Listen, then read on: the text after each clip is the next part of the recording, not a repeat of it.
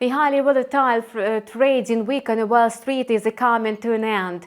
The stock market is determined to continue a rapid rally. A series of macroeconomic data and the quarterly reports of major US banks are on investors' radars today. InstaForex analysts are ready to tell you about market catalysts today. On Thursday, the benchmark stock indexes climbed intraday more than 2% following a slump of 2%. Eventually, they closed in the green, and Thursday this week is memorable because of the largest ever intraday gyrations. The S&P 500 looked the fifth sharpest intraday spike in history. First, wild gyration pushed the S&P 500 down by 2.4%. That was followed by a bounce and a 3% jump.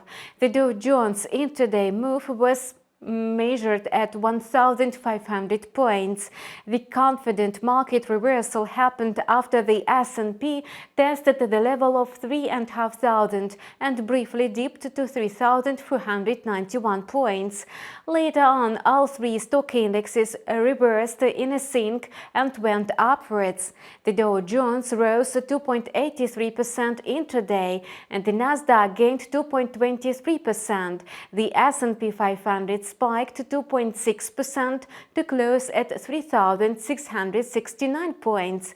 The major indexes traded higher in the New York pre-market, neglecting the fresh retail sales data and the quarterly reports of top US banks. Curiously, there have been no catalyst for such optimism today and yesterday. Analysts are poised to explain this market move as a relief spike following a protracted bear market. The S&P 500 is expected to trade in the intraday corridor between 3,610 and 3,780 points. The fresh CPI report dispelled hopes that the US Fed would moderate the pace of aggressive rate hikes in the near future. According to the Fed Watch tool, the odds are that the Fed will raise interest rates by 75 basis points both in November and December. Consumer inflation grew to 2.4% in March, twice higher than the consensus of 0.2%. The annual inflation rate accelerated by 8.2%, an uptick higher than the expected 8.1% increase.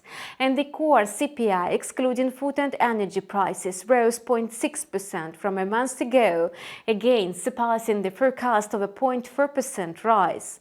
The shock CPI report triggered a roller coaster on Wall Street, and Nasdaq was moved by a rapid rally, and today stock investors retain fragile optimism, but futures on stock indexes are trading hot on Friday.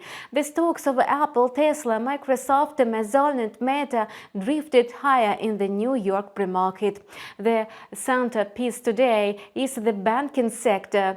Morgan Stanley, JP Morgan, Citigroup and the Wells Fargo reported today on lower quarterly profits on the back of economic uncertainty.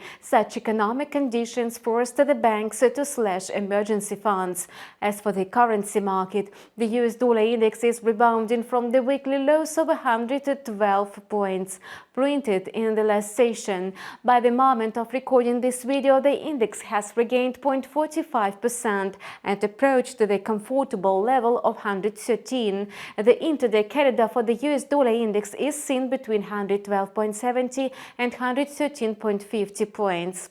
After the stronger-than-expected inflation report in the United States, the market is quarterly digesting the retail sales data. So, retail sales in the US remained flat in September, defying the forecast of a 0.2% increase. Indeed, soaring inflation and higher borrowing costs dented consumer demand. The core retail sales without cars, gasoline, building materials and groceries which correspond fully to the consumer spending component in the GDP, rose 0.4% last month, and retail sales eased the annual pace of growth to 8.2%, the lowest level in 5 months.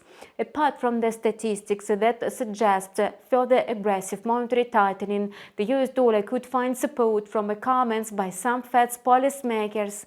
Esther George, Lisa Cook, and Christopher Waller are due to speak tonight. The rapid rally on Wall Street and the retreat of the US dollar set the stage for the loonies recovery yesterday. The USD CAD pace is trading at around 1.3800 now. However, the Canadian dollar has weakened today, and the intraday corridor for the currency pair is defined between 1.3780 and 1.3840. The loonie is discouraged by the greenback's resilience and another decline in oil prices. At the present, the market views a rate hike of 75 basis points by the Bank of Canada as a more realistic scenario than a rate hike of 50 basis points. The Canadian Central Bank has already raised interest rates 5 times this year, and as a result, borrowing costs stand up at the highest level since 2008. Governor Tiff McClellan said that the domestic economy might slow down because the labor market created more jobs last year than expected. The economic data released today painted a mixed picture. The volume of wholesale sales in Canada expanded 1.4% in August and month to the record amount of 81.35 billion Canadian dollars. It's much higher than the flash estimate of a 0.8% growth. The amount of manufacturing sales slipped to 2% on months in August, a sharper decline than the expected 0.8% fall. The reading for July was revised to a 0.6% drop. All in all, manufacturing sales have been contracting for 4 months straight. The crypto market seems to develop full-fledged recovery after wild price swings on the Thursday. Having rebounded off $18,200, Bitcoin is trading today at $19,600. The token has been rallying in a confidence, having climbed 1.6%. Altcoins have also regained early losses. Ethereum topped the level of $1,330, having grown at 2.3%. Solana, Ripple, and Litecoin are also trading higher. In effect, the crypto market has entered the same trading range after shock therapy. Bitcoin is likely to trade in the intraday corridor between $19,200 and $20,200. And our team wishes you successful trading and have a nice weekend. See you online next week.